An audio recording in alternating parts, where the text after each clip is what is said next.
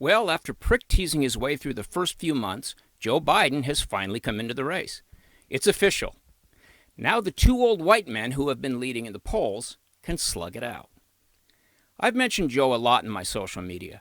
My feeling has been that his high rankings in the polls, balanced out by Sanders' nearly identical numbers, represented the divide between the new socialists and what's left of the Kennedy liberals. I expected that Joe Biden would steer clear of the Green New Deal, Medicare for All, and the other chew toys being fought over by the pack of chihuahuas already in the race.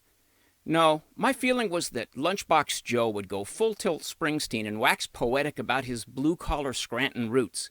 You know, try to send a message to Trump America that somebody in the Democratic Party still cared about them. Boy, was I wrong.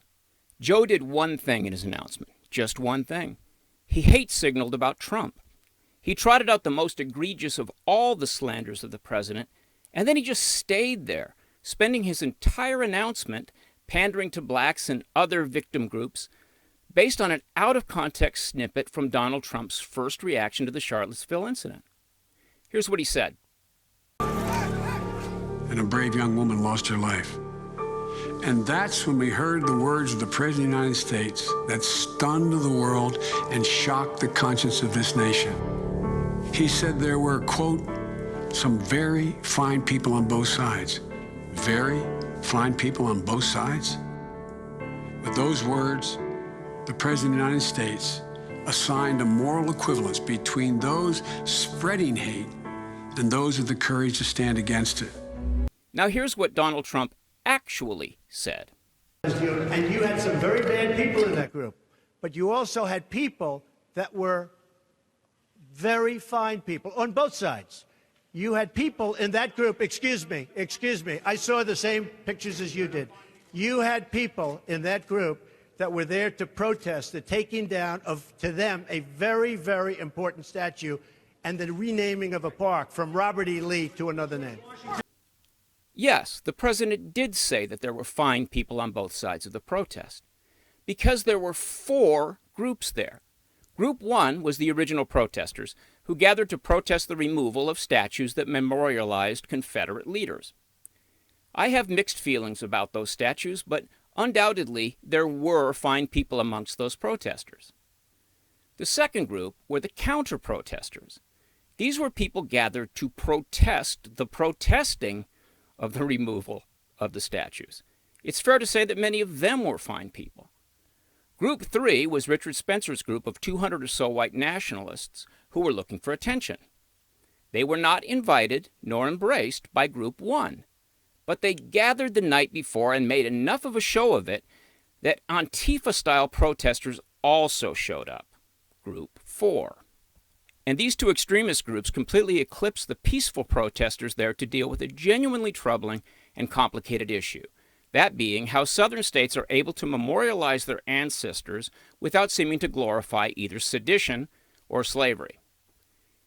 The only moral equivalence he drew was between the neo-Nazis and Antifa, and that was a negative view of both. Joe Biden is just a typical huckster at this point. He's not interested in the complexities of the Charlottesville incident, not any more than he is interested in simple truthfulness.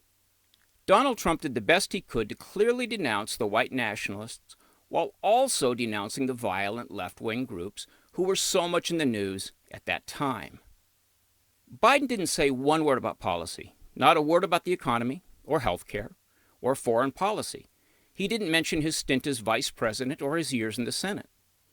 No mention was made of climate change or immigration or taxes or bringing jobs back to the Rust Belt states that went for Trump. Remember them, Joe? No, Joe Biden just announced to the world that he's all about hate, all about division. And though he tried to pretend that the hate and division racking our country are being produced by an army of white nationalists given cover by a racist president, his little dramatic reading felt just like the fiction that it was. The hatred is the doing of his party, and the manufactured division is so important to their 2020 hopes that he spoke of literally nothing else.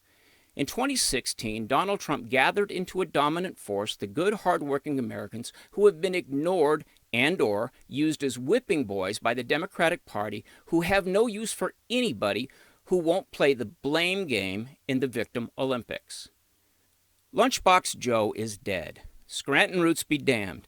He's going after the presidency with the exact same cynicism and bald-faced dishonesty as all the rest of them. All that Mr. Trump has to do is reach out to the moderates with as much bipartisan goodwill as he can muster, and the Democrats will go down clawing at each other into the quicksand of their own lies. Thanks for watching. If you like this video, subscribe to our channel and then click the little bell to get notifications.